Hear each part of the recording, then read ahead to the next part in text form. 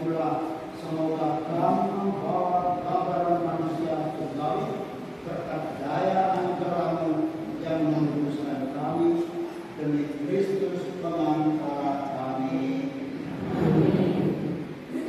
Hamba-Mu akan berhasil. Dia akan dipulihkan, disanjung dan digoyangkan seperti banyak orang berkebun melihat dia. Rupanya begitu buruk, tidak seperti manusia lagi, dan tampaknya tidak seperti anak manusia lagi. Demikianlah dia akan membuat tercengang banyak bangsa, dan raja-raja akan menundukkan mulutnya melihat dia. Sebab apa yang tidak diceritakan kepada mereka akan mereka lihat, dan yang tidak mereka dengar akan mereka pahami. Maka mereka berkata, siapakah yang percaya kepada berita yang kami dengar?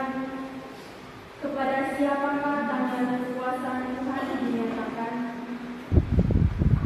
Sebagai Tarun, hamba Yahweh duduk di hadapan Tuhan, dan sebagai Pinas yang muncul dari tanah air. Dia dihina dan dihindari orang, seorang yang penuh kesengsaraan dan biasa menderita kesakitan. Dia sangat dihina sehingga orang menunduk mukanya terhadap dia, dan bagi kita pun dia tidak masuk hitungan. Dia tidak tampan dan semarak pun tidak ada padanya, sehingga kita tidak tertarik untuk memandang dia, dan rupanya pun tidak menarik, sehingga kita tidak terangsang untuk memilikinya. Tetapi sesungguhnya penyakit kitalah yang ditanggungnya, dan kesengsaraan kitalah yang dipikulnya. Padahal kita mengira dia kena tulang, dipukul dan ditindas oleh Allah. Sesungguhnya dia tercikam oleh karena pemberontakan kita, dia diremukkan oleh karena kejahatan kita. Derita yang mendatangkan keselamatan bagi kita ditimpahkan kepadanya, dan oleh bilur-bilurnya kita menjadi sembuh.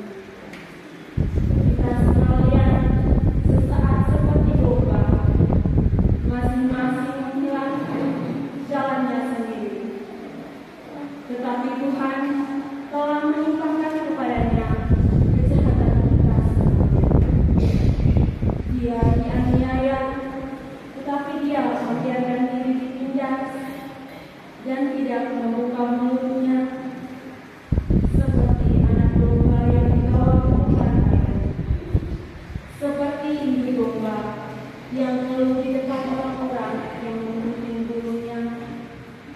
Dia tidak membuka mulutnya. Sesudah penahanan dan hukuman dia terambil, dan tentang nasibnya, siapakah yang memikirkannya?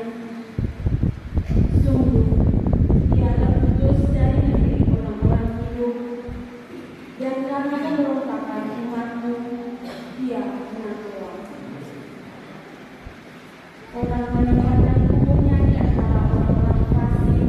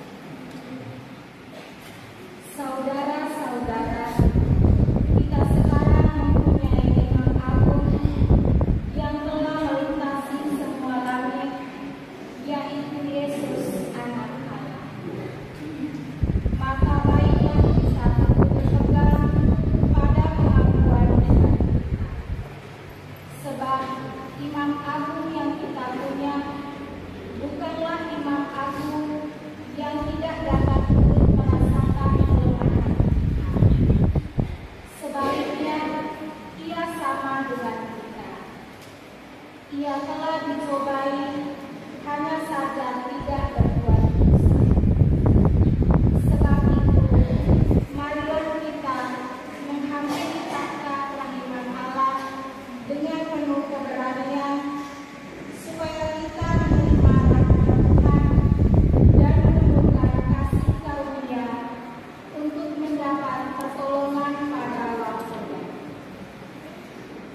Dalam hidupnya sebagai manusia, Yesus telah mempersembahkan doa dan permohonan dengan rata tangis dan keluhan kepada Dia yang sanggup menyelamatkannya dari maut, dan karena kesalehannya Ia telah digelarkannya. Akan tetapi, sekalipun anak, Ia telah belajar menjadi taat. Ini ternyata dari apa yang telah dideritanya. Dan sesudah mencapai kesempurnaan, Ia menjadi pokok keselamatan abadi bagi semua orang yang taat kepadanya. Demikianlah sabda Tuhan.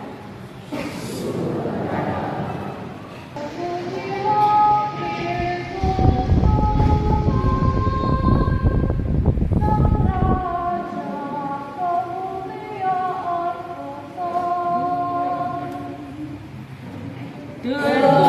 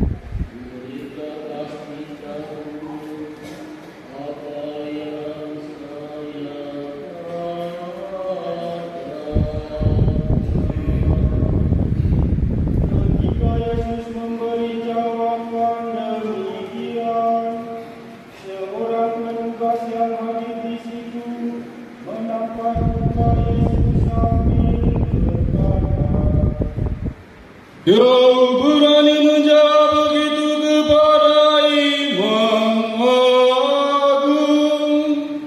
Yesus menjawab,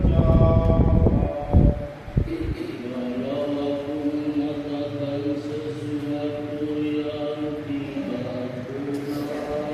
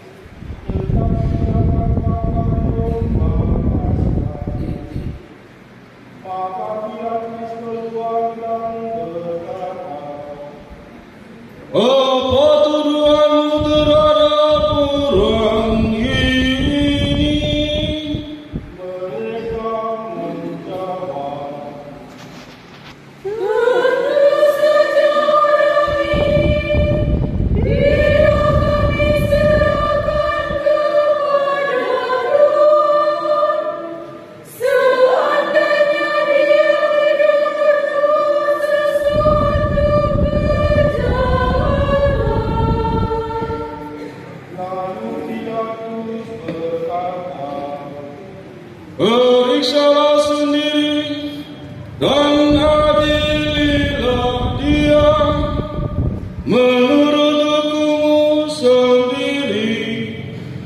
Orang-orang Yahudi menjawab, Kami tidak punya kuasa untuk menjatuhkan hukuman mati.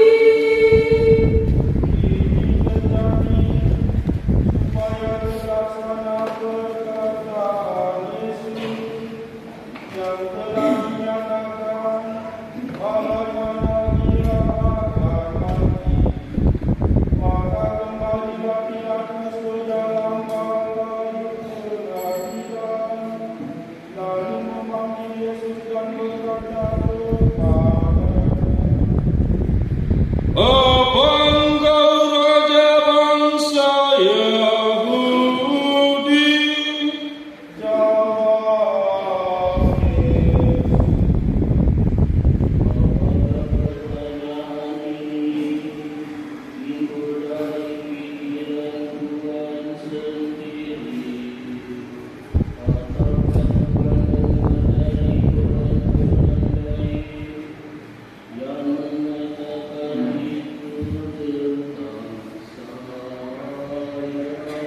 Yesus, lalu Pilatus berkata, Apakah aku seorang Yahudi? Bangsamu sendiri serta para imam kepala menyerahkan engkau kepadaku. Apa yang kau lakukan? Kemudian Yesus memberi jawaban ini.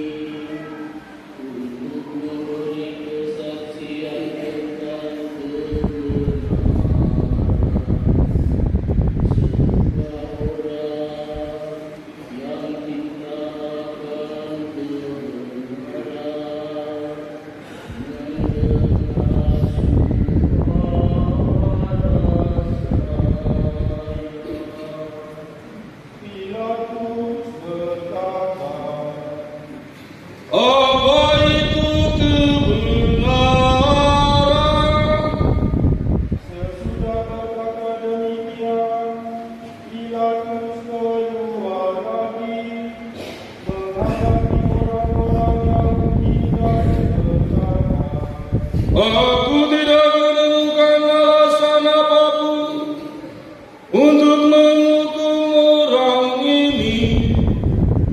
Tetapi biasanya aku melepaskan seorang tahanan bagimu pada pesta Paskah.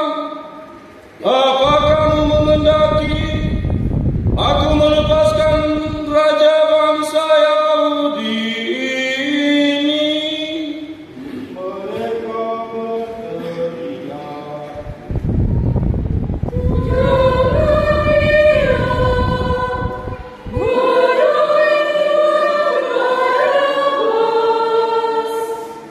adapun Barabas itu seorang pejahat. Sesudah itu, Pilatus menyuruh bawa Yesus keluar untuk didera. Lalu prajurit-prajurit mengangkat sebuah mahkota dari ranting berduri yang mereka pasang di kepala Yesus. Dan sebanyak itu untuk mereka kenakan pada tubuhnya. Para prajurit itu datang kepada Yesus dan berkata,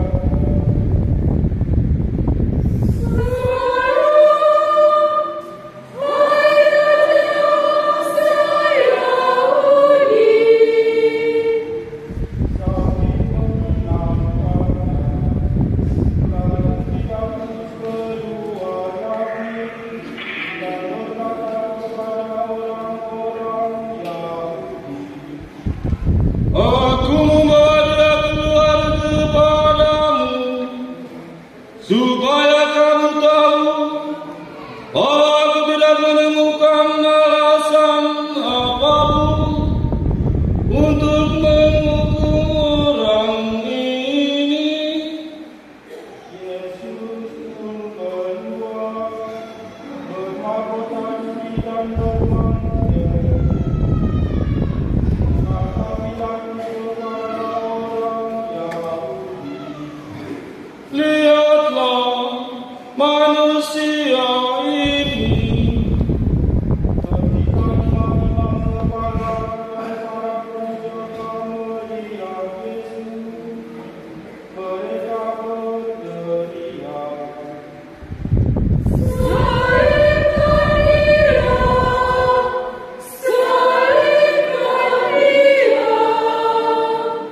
kata Pilatus, Ambillah sendiri dan salibkanlah dia, sebab aku tidak menemukan satu alasan apapun untuk menghukum dia. orang-orang Yahudi berkata,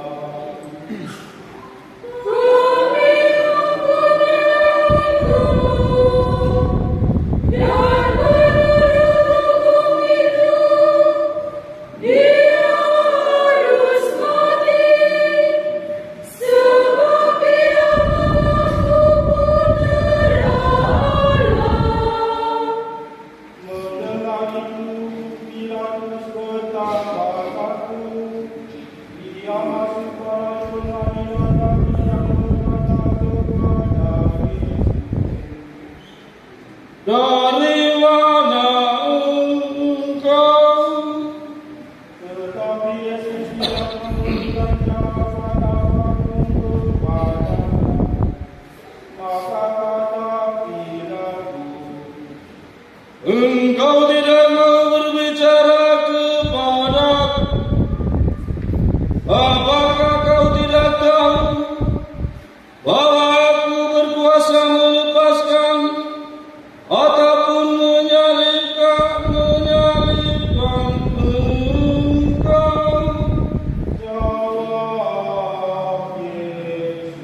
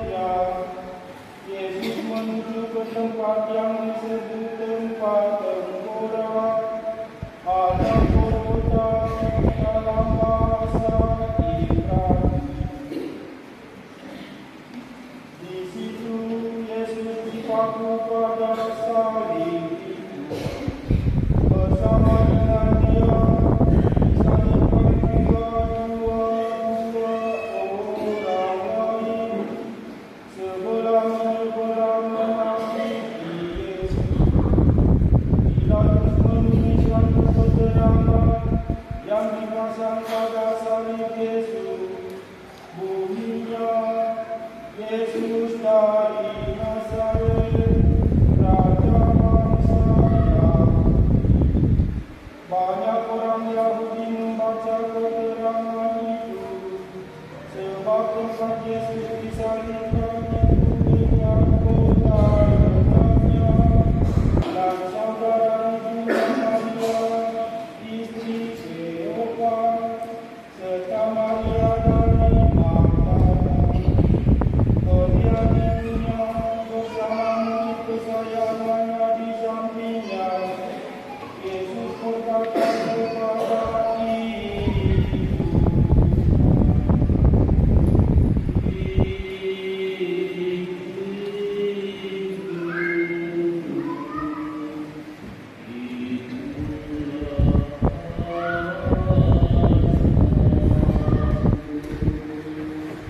Lalu Yesus berkata kepada murid-Nya,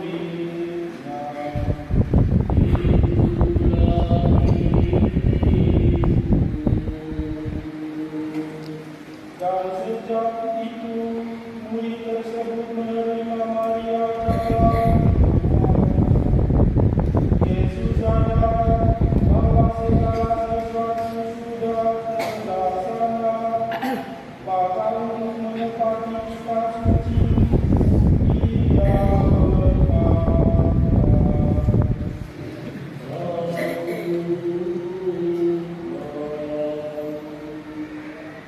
di situ tersedia sebuah tempat yang terbuka. Maka seorang mencelupkan sebuah bunga terang ke dalamnya, dan menancapkannya pada sebatang tongkat, dan menunjukkan ke mulut Yesus. Sesudah mencicipi cuka itu, Ia berkata,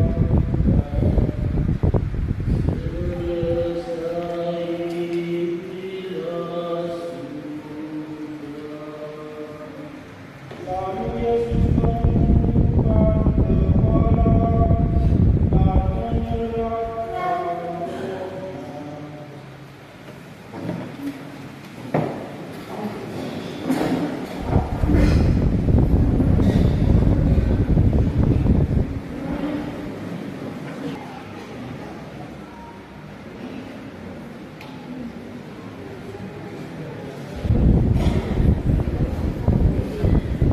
Hari itu persiapan Paskah, supaya mereka jangan tinggal tergantung di salib selama hari Sabat, sebab Sabat itu hari mereka besar.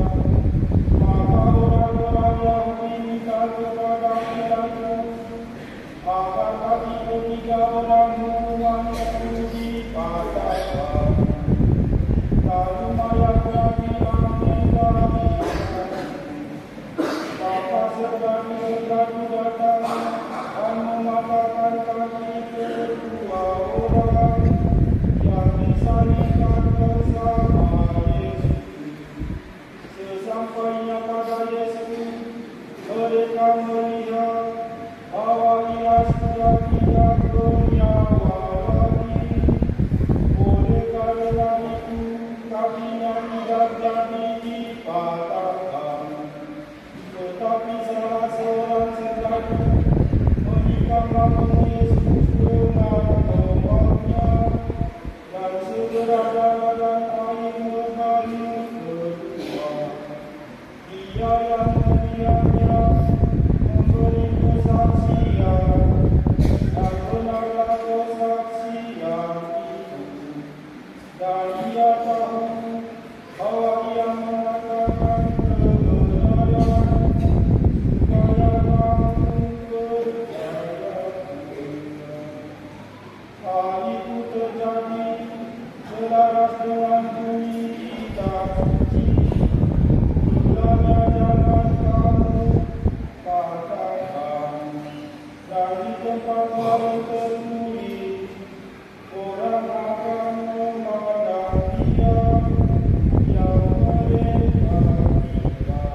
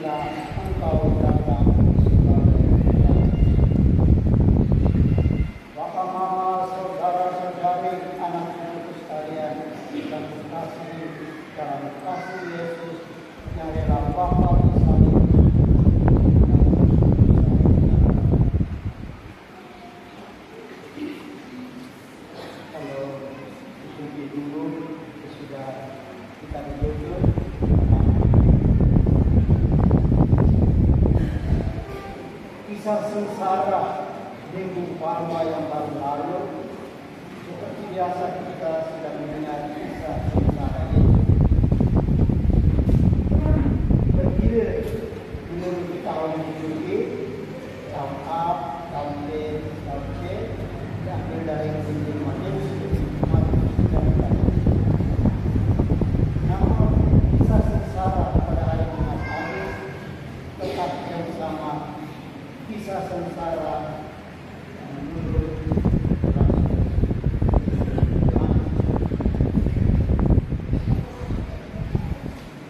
setelah kita rayakan Minggu Palma,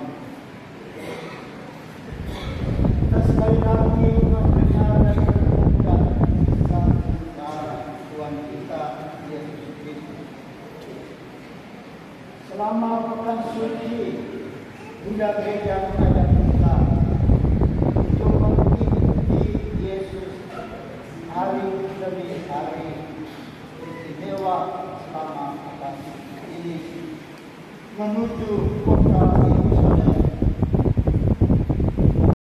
Sebelumnya sudah selama 5 kita berada dalam masa puasa atau prapaskah. Pada masa itu kita bersama seluruh gereja melakukan puasa dan puasa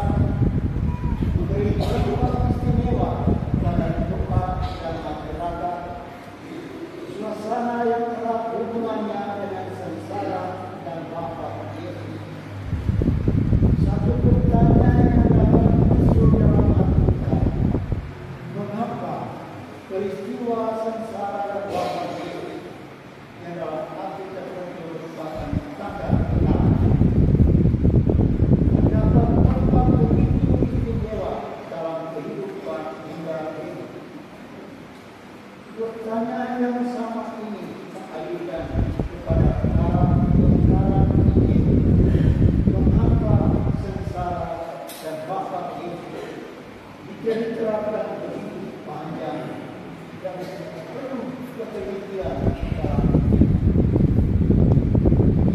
sudah sejak awal bagi umat Kristiani. Sengsara dan wafat Yesus bukan merupakan alam tanda yang tidak dapat terjadi. Sengsara dan wafat Yesus merupakan bukti kasih Allah yang tanpa batas kepada kita umat manusia yang karena begitu besar kasih Allah akan dunia ini, Dia telah mengaruniakan putra tunggalnya, suatu pengalaman akan kasih yang begitu besar yang akan terlupakan begitu saja. Sebaliknya pengalaman itu akan terus kita ingat dalam perjalanan kita dan makin berkembang dalam kehidupan kita bersama. Maka tidak mengherankan kalau para penganut itu mengembangkan kisah sengsara dan wafat Yesus dengan caranya tersendiri. Menurut pengalaman iman mereka masing-masing, karena dengan cara itu pengalaman akan kasih makin berkembang. Diharapkan agar kita semua yang membaca, merenungkan kisah sengsara ini punya harapan yang sama. Satu segi kekayaan iman yang ditunjukkan oleh Yohanes dalam kisah sengsara ini agak berbeda bila dibandingkan dengan kisah sengsara Matius 4:3. Ketika wafat menurut Yohanes, Yesus berkata, sudah selesai. Yang selesai ialah tugas yang dipercayakan oleh Yesus oleh Sang Bapa sendiri. Pada awal karyanya Yesus sudah menyatakan bahwa makananku adalah lakukan pekerjaan yang membunuh aku dan menyelesaikan pekerjaannya. Kemudian menjalani akhir hidupnya dalam percakapan selama 3 malam. Yesus sekali lagi berkata, aku telah mempermuliakan engkau di bumi dengan jalan menyelesaikan pekerjaan yang engkau berikan kepada aku untuk melakukan. Dengan demikian, sengsara dan wafat Yesus sudah selesai menjalankan tugas yang diberikan Bapa kepadanya, yaitu menyatakan bahwa Allah adalah kasih. Dengan demikian dalam pandangan Yohanes, salib merupakan puncak wahyu kasih Allah. Salib bukan merupakan kegagalan, bukan kekalahan, melainkan merupakan tempat yang paling jelas di mana kasih yang sejati menang. Disalibkan paling jelas dapat dilihat bahwa kasih itu diberikan sampai sehabis-habis. Kasih seperti itu tidak dapat dilihat di tempat atau dengan cara yang lain. Bagi kita ternyata kasih salib berarti keselamatan, karena disalibkan kita mengenal Allah yang sesungguhnya. Inilah hidup yang kekal itu, yaitu mereka mengenal engkau satu-satunya Allah yang benar. Bagi Yesus salib berat, kemudian disalib. Yesus ditinggikan dan lewat salib dia terpandu pada Bapa. Bacaan yang diambil dari kitab Nabi Yesaya dapat membantu kita untuk merenungkan secara lebih mendalam rahasia salib sebagai tempat kemenangan Kristus menjadi nyata. Dengan jelas menyatakan bahwa Sang Hamba menderita karena sesungguhnya penyakit kita yang ditanggung dan kesengsaraan kita yang diikut. Dan hamba yang kelihatan kalah itu ternyata berhasil. Sejak dia sudah dikatakan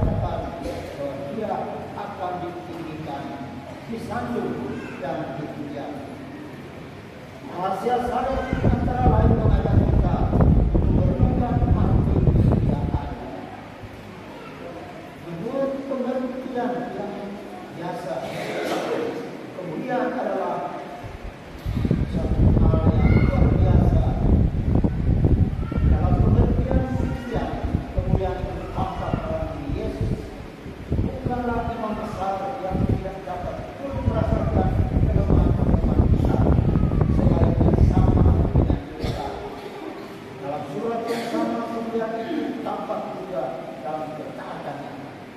Dan sekalipun ia adalah anak, ia telah belajar dari Allah dan apa yang telah diberitanya, dan sesudah ia mencapai kesempurnaannya, ia menjadi pokok keselamatan yang abadi bagi kita semua yang taat kepadanya. Kita akan mengalami kemuliaan apabila kita merasa menjadi bersama. Karena begitu besar kasih Allah akan kita ini, semoga Dia mengaruniakan anaknya yang tunggal, agar setiap kita yang percaya kepadanya tidak binasa, melainkan oleh hidup yang saudara-saudara yang terkasih, marilah kita berdoa untuk gereja Allah, dan Allah dan Tuhan kita berkenan menganugerahkan damai kepadanya, mempersatukan dan melindunginya di seluruh dunia, dan supaya Dia membantu kita memuliakan Allah Bapa yang Maha Kuasa dalam suasana hidup yang tenang dan tenang. Allah yang Maha Kuasa dan kekal, dalam diri Kristus Engkau telah menyatakan kemuliaan-Mu kepada segala bangsa. Lestarikanlah karya kerahiman-Mu, agar gereja-Mu yang tersebar di seluruh dunia tetap mengakui nama-Mu dengan iman yang teguh, dengan pengantaran Kristus Tuhan kami. Untuk Paulus kata Bapak. Marilah kita berdoa untuk Paulus kita, dan Allah dan Tuhan kita yang telah memilih Dia menjadi Paulus bagi gereja khususnya, untuk Dia kesehatan dan kekuatan untuk memimpin umat. Allah yang Maha Kuasa dan kekal, segala sesuatu ada berdasarkan keputusan-Mu. Sudilah mendengarkan doa Bapa, dan dengan kasih sayang lindungilah Engkau yang telah Engkau pilih bagi kami. Semoga umat Kristiani yang Engkau percayakan kepada penggembalaannya berkembang dalam iman dengan pengantaran Kristus Tuhan kami.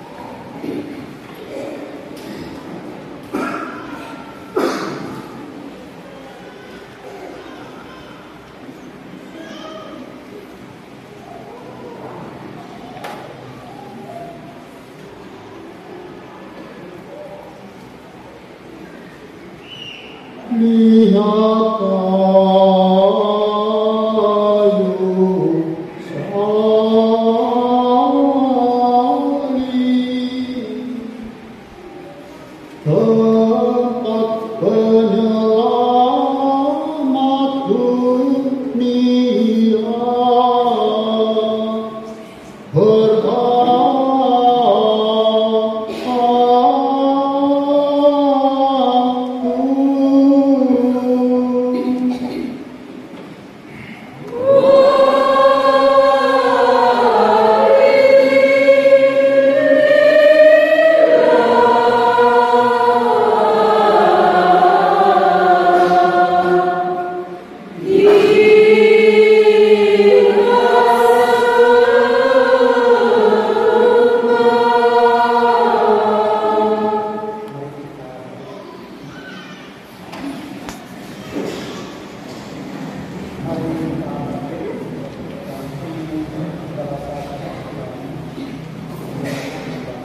Tuhan Yesus.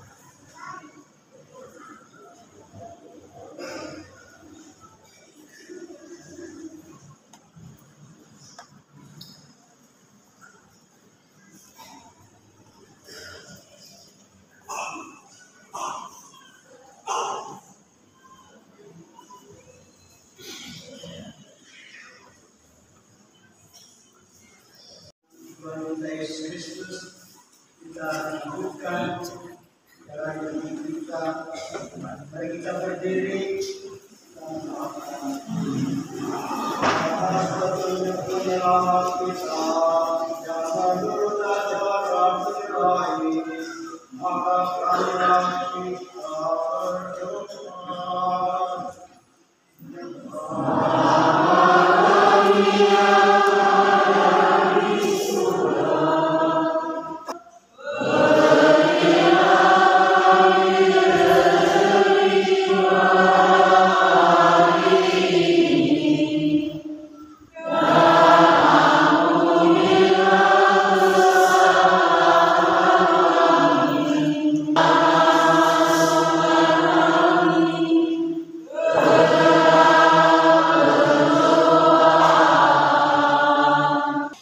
Tuhan, kami mohon bebaskanlah kami dari segala yang jahat.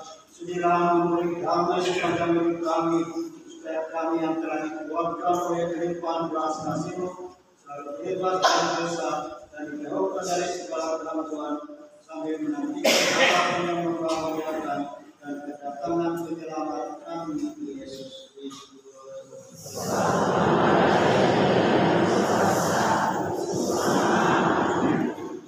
Berbahagialah kita semua pada ayat yang agung ini, kita sama-sama diundang ke perjamuannya.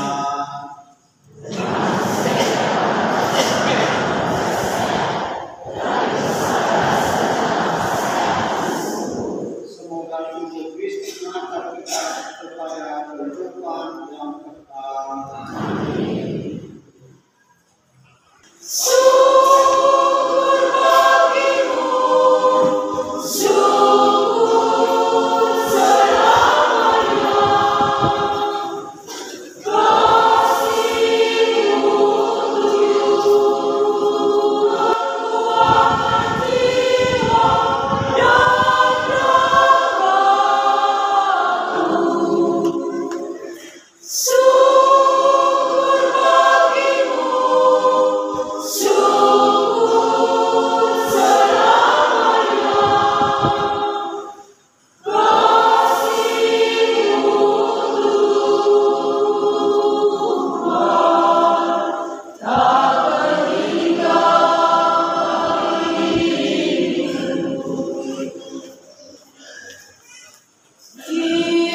Jiwaku